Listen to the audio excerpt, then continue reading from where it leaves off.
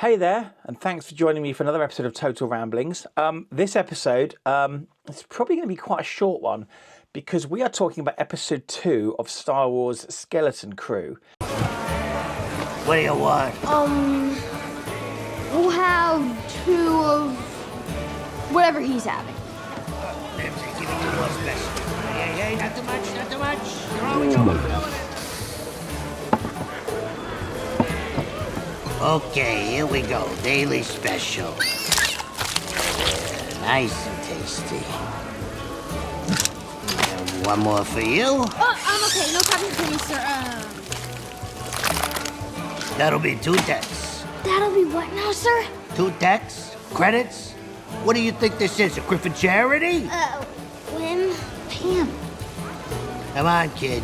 Pay up. Okay. Is this enough, sir? Whoa, where the blazes did you get that? Oh. This ain't enough. Premium topping's 5 decks extra. And you're gonna want to leave a tip for, good service. How much you got on you? Come on, let's see. Watch it. He's trying to cheat you. Mind your business, scum! Oh, my arm!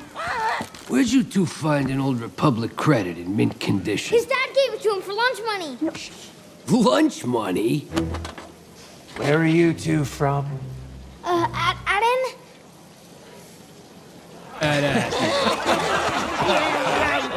What? We're just looking for some directions. Yeah, you and me both. It's got to be fake. Looks real enough to me. Back off or I'll pop your breathing sack. See if they got more on them. Whim, do something.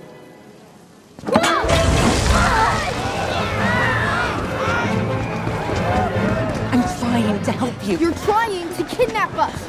You're hurting my arm. Girls, whatever you're running from, you need a much better story than At-Atten. But it's true.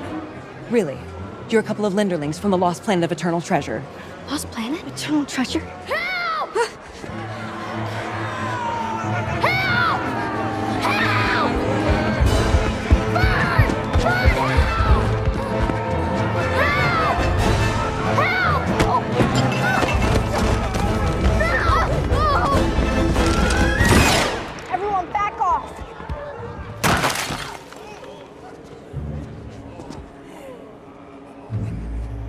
What did you do? Nothing.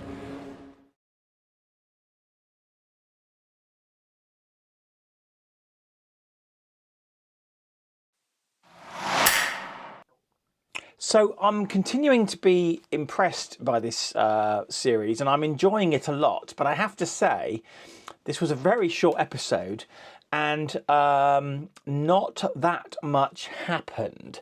So visually, this episode is a feast.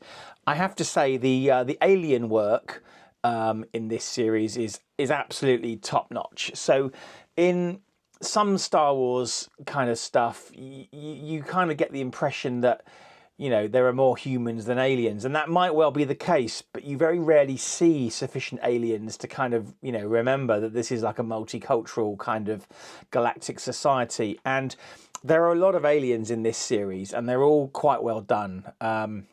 For example, we see one of the Wolfmen species who we saw in the original Star Wars Episode 4 Cantina scene. I don't think it's supposed to be the same guy, and I hope it's not, because when you have small bit part characters like that appearing elsewhere in other, it kind of makes the universe smaller. There are literally trillions of people in this galaxy, and I don't always like to see the same ones popping up. Anyway, sorry, got diverted there. The creature work in this is very good. From a plot perspective, so we pick up right from the end of episode 1.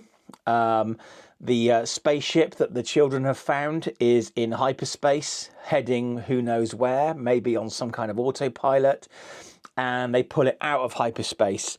What I quite like is, because this is a very old kind of rusty starship, is when it kind of goes into hyperspace and drops out, there's like a cloud of debris and dust kind of left behind because this thing's basically falling apart. But we meet someone else on board the ship. We have the droid SM-33, who I was thinking to myself, I know the voice, and it's Nick Frost. It's Nick Frost doing the voice. So SM-33, a kind of hunchback, sort of one-eyed kind of pirate droid, who wants to report stowaways to the captain, when Fern basically convinces him that she's the captain. So the children are now lost somewhere in deep space. Atin has some kind of barrier around it. One would assume it's an artificial barrier. And there's reference made to the barrier in episode 1. And basically they have gone outside of the barrier. Now, to start with, we're not quite sure what the barrier is. But later on, we're kind of given some hints. Anyway, they say to the droid, we want to go to Atin, and he's never heard of it. So he takes them to a starport, a pirate starport. And again, some fantastic visuals here.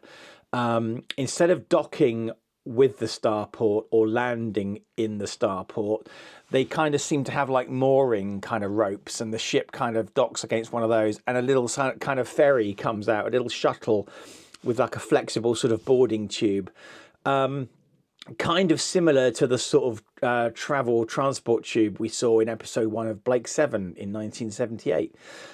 So, you know, this little creature ferries them to the starport, and seems very excited when Wim gives him some of his lunch money. Interesting plot point coming up here. So basically, at Atin, whenever they tell people that they've gone to the starport to try and find directions home, and whenever they say they're from Atin, they get laughed at. And it turns out Atin is a legend, and it's a planet that contains treasure, and many people think it doesn't exist. And one would assume that this barrier surrounding Atin is hiding it from the rest of the galaxy. That's my assumption. Also, Atin appears to be run by droids. The teachers are droids. There are security droids. I'm wondering if there's something in that. Don't know. Anyway, the point being that Atin appears to be completely oblivious to the Galactic Civil War and the New Republic. They are using Old Republic credits. And the pirates on this station get very excited, like the ferry guy did, when they see Old Republic credits and wonder if there's more where that came from. But of course, they don't believe that the children are from Atin. Anyway, there's a bit of running around, and essentially the kids end up in a jail cell. Whereupon they meet Jod. Here's Jod. Here is the last of our Lego characters that we get introduced to in the series. Now, they're in the cells talking about how can they get back to the ship, and Jod comes out and says, "I can help you." And it turns out that he might have Jedi powers because he's able to telekinetically, with using the Force, we assume, lift the keys and bring them through the cage. Now, one has to wonder, because Jod's clearly been there for a while, why he hasn't stolen the keys before now. Maybe it's because he didn't have a ship to go to, and now there's a ship for him to escape to. Don't know. Anyway, Wim gets very excited, says, "Are you a Jedi?" And Jod says, "Can you keep a secret?" Credits. That's it. Right? So, visually stunning, but not much in terms of plot. But I am enjoying it. I guess, obviously I'm going to carry on watching it. We'll see what happens in episode 3, which is not out yet. And I will review it on this channel. So, thanks very much for tuning in to this. I don't really have much else to say other than the fact that I like it. I like where it's going. I like the sort of slightly different feel that it's got. This is a show, I think it's aimed at kids, which is not bad to say because George Lucas always thought Star Wars was for kids. So anyway, yeah, I got nothing else to say. So we'll wait and see what happens in the next episode. So like I say, thanks very much for watching. Please like, share, subscribe, comment, do all that kind of stuff. Here at Total Ramblings, we have life stuff, drone flights, unboxings, reviews, all sorts of rubbish, whatever comes into my mind, really. The occasional skit as well. So yeah, I hope you're enjoying the content here. This is episode 200. I'm not making a big deal about it.